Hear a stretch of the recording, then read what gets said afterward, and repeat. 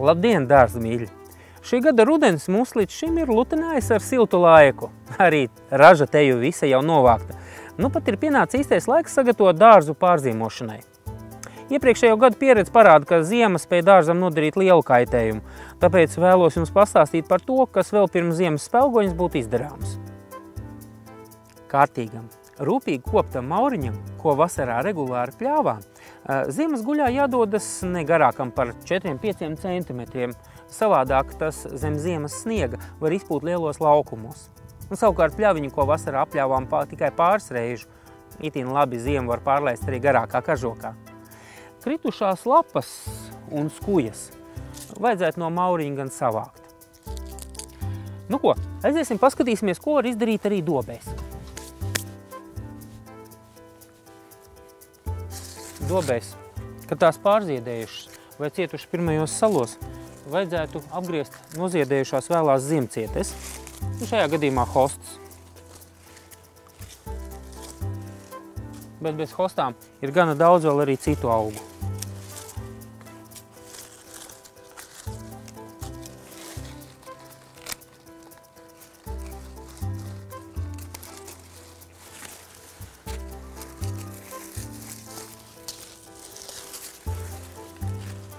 Un kaut kā tā.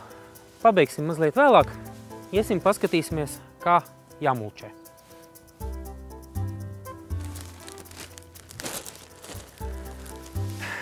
Jaunos stādījumus un sala neizturīgos augus ieteicams mulčēt. Tā var būt sausa, kūdra, mizu mulča, sasmalcināts koksnes mulča, sausas lapas, zāģi vai ēvelētas skaidrs, vai pat vienkārši kompostēta zeme, kas ir, protams, tīra no nezāļu sēklām. Mulčas slānis veids papildus augu sakņu aizsardzību pret salu. Ieteicamais biezums ir no kādiem 5–7 centimetriem vismaz.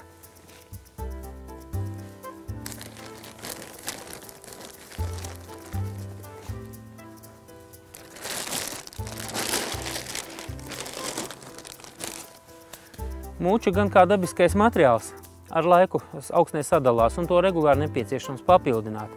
Mulčēt ieteicams arī aveņu un kazeņu stādījumus, atsevišķu vīnogu šķirņu stādus, arī zemenes, ja tās iestādīts vēl. Un kā arī, protams, visus citus tos sala neizturīgākos augus.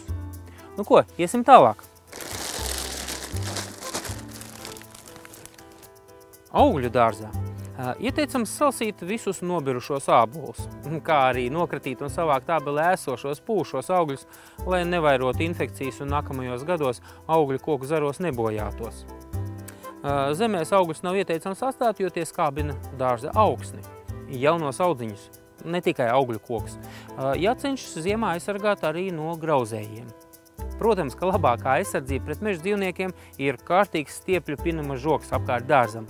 Tomēr, ja tas nav pieejams, tad var mēģināt aizsargāt katru kociņu atsevišķi, piesadzot ar egļu zariem vai arī kādus citus palīgu līdzekļus, tādus kā agrotīkla pārpalikumi, un, protams, ja tādi ir pieejami.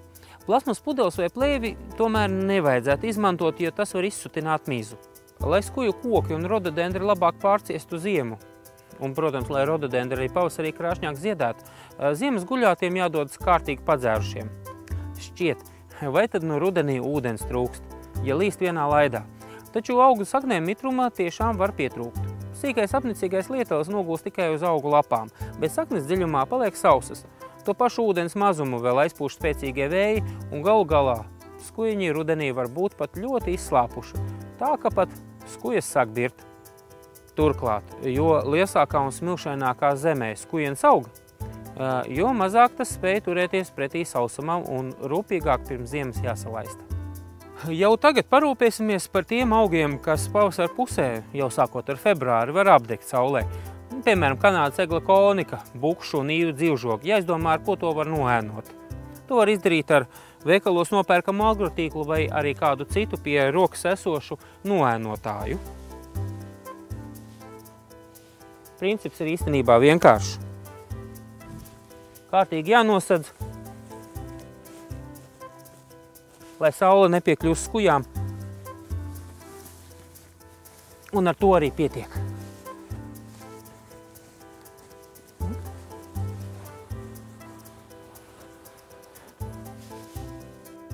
tiem kokiem, piemēram tūjām, kam zari zem sniega smaguma mēdz neglīti izgāzties uz visām pusēm. Zarus ar spirāli veidā apņemtu auklu var jau laicīgi savilkt stingrāk ar stumbru. Lai izskatītos glīti, to jāceņš darīt diezgan nemanāmi, pa vienam zariņam vainaga iekšpusē. Kas mums vēl ir palicis? Rozes. Pie pietiekamas sniega kārtas rozes pārziemo labi, bet tā kā mūsu ziemas ir visai neprognozējams, tad arī tās vajadzētu sekt. Rožu ieziemošanu veids pakāpeniski, sekojot laikapstākļu maiņai, bet par to jau mēs stāstījām vienā iepriekšējā sižetā.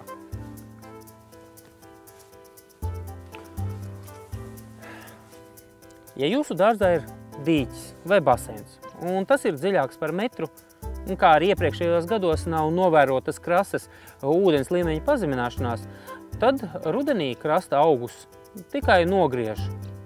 Tas ir novāc atmirušās augu daļas un nobirušās lapas. Seklumā stāvošos konteinerus ar augiem pārvieto dziļākā vietā. Ja ūdens tilpne tomēr ir seklāka par metru, vai tā ir paredzēta ūdens nolaišana, visus konteineru augus vajadzētu tomēr izcelt. Mums te ir ūdensroze.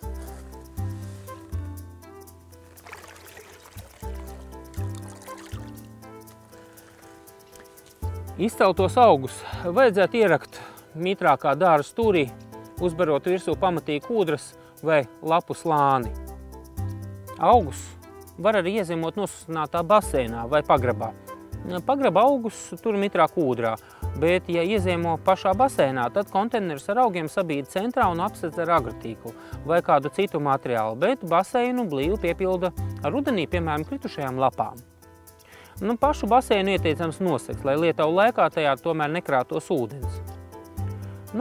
Kad augus esat ieziemojuši, atliek vien pievērst uzmanību, vai nav kaut kas aizmirsts. Piemēram, izlaist ūdeņus no laistīšanas sistēmas, un tad jau varam ar mierīgu sirdi atvilkt elpu līdz nākamajam pavasarim. Lai sokas darbi!